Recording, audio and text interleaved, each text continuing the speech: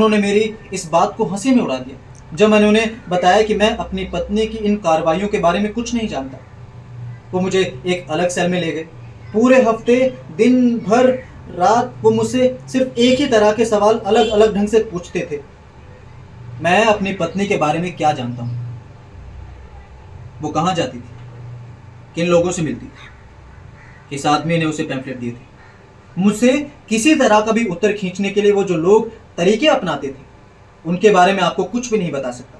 मैं चाहे कितनी तफसील के साथ आपको क्यों ना बताऊं, आप उसका रत्ती भर भी अनुमान नहीं लगा सकेंगे। तो मुझे उस समय तक पीटते थे जब तक मैं चेतना नहीं खो बैठता था, किंतु उनमें असीम धैर्य था।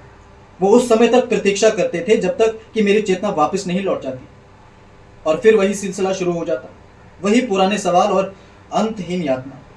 उन्हें मुझ पर विश्वास नहीं हो पा रहा था कि मैं, जो अपनी पत्नी के साथ अनेकों वर्षों तक एक ही घर में रहा हूं, उसकी गुप्त कार्रवाइयों के बारे में कुछ नहीं जानता।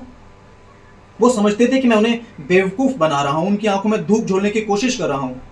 नहीं जनाब, वो मुझे पीटते थे। मुझे इसकी यातना नहीं थी। मेरी यातना यह थी कि उनके प्रश्नों का जवाब देने के लिए मेरे पास कुछ नहीं था।